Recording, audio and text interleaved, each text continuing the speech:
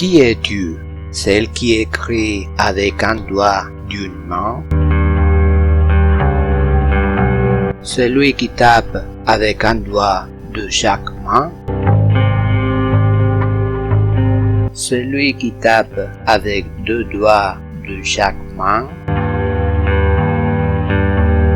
Celle qui tape avec le petit doigt raide? Celui qui tape en regardant le clavier, en appuyant sur les touches avec le doigt qui se trouve par hasard le plus proche de lui? Celle qui n'utilise jamais ses pouces? Celui qui écrit n'importe comment avec seulement quelques doigts d'une main? Celle qui écarte les mains pour voir le clavier? Celui qui appuie calmement sur les touches alors qu'on l'attend avec impatience? Celui qui attend l'aide de son animal de compagnie? Serez-vous la dernière personne à apprendre à bien écrire? En moins de temps que vous ne le pensez, vous écrirez comme les dieux de la dactylographie ordonnent.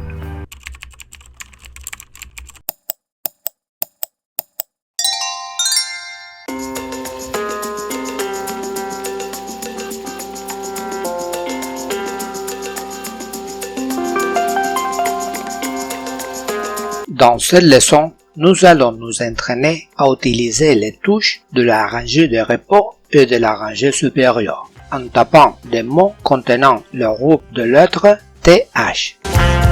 Tout d'abord, lisez le texte proposé et vérifiez que vous vous souvenez de la position de toutes les lettres.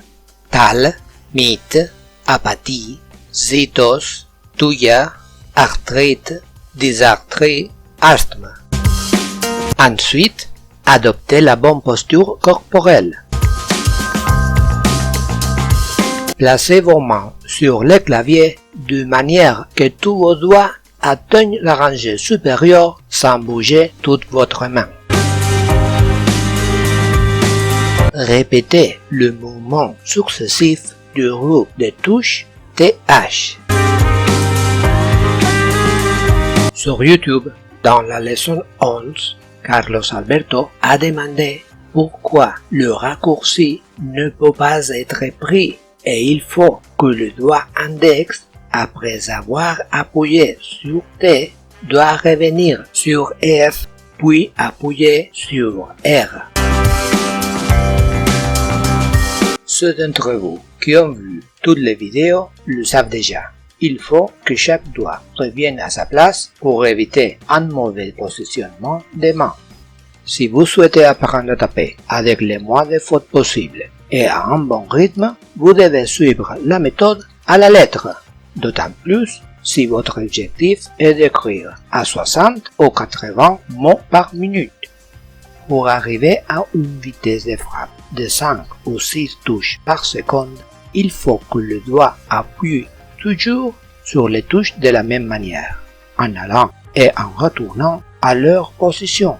Ces mouvements restent peu à peu gravés dans la mémoire musculaire à vie. Si nous mémorisons 2 mouvements pour la même touche, notre cerveau devra prendre un certain temps, même une infime fraction de seconde, pour décider quel mouvement le doigt doit faire.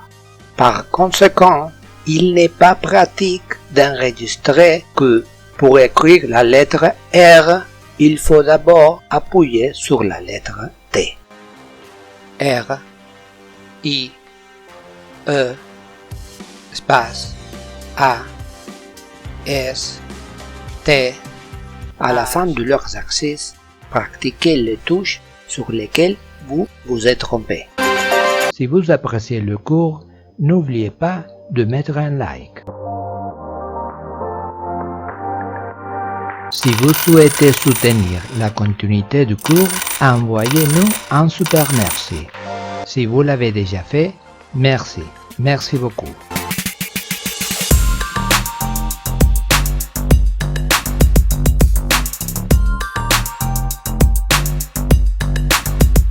Rendez également service aux personnes qui ne maîtrisent pas encore le clavier en partageant la vidéo sur vos réseaux sociaux.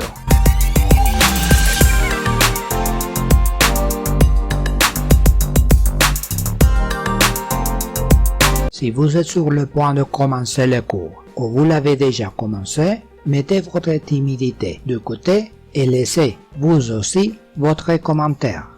Faites-nous part de vos impressions, de vos attentes, de votre expérience jusqu'au présent. Êtes-vous content de votre progression? Êtes-vous satisfait de vos résultats? Quelle clé vous résiste? Quel est votre objectif? Voulez-vous simplement apprendre à taper sans regarder le clavier? Ou voulez-vous être en tête du classement de la vitesse? Avez-vous trouvé une erreur ou quelque chose qui ne va pas? Avez-vous une question, une plainte, une suggestion? N'hésitez pas et exprimez-vous librement, sans vous soucier des fautes d'orthographe ou des fautes de frappe que vous êtes encore en train d'apprendre. Avez-vous déjà terminé le cours? Comment cela s'est-il passé? Quelle vitesse avez-vous atteint? Avez-vous déjà votre diplôme? Allez, dites-nous, partagez votre expérience. Qu'est-ce que vous attendez? Ceci est une leçon vidéo qui fait partie du cours de dactylographie d'interdidactica.com. Vous pouvez vous inscrire gratuitement pour enregistrer les résultats de vos exercices ou vous pouvez les faire à votre guise. Il est disponible dans plusieurs langues et pour différents claviers. Si vous les regardez sur YouTube, dans la description, vous trouverez les liens pour vous inscrire. Commencez les cours guidés ou non guidés et faire cet exercice. Et vous pouvez aussi vous abonner, faire un like et laisser vos questions et commentaires. Profitez de l'apprentissage!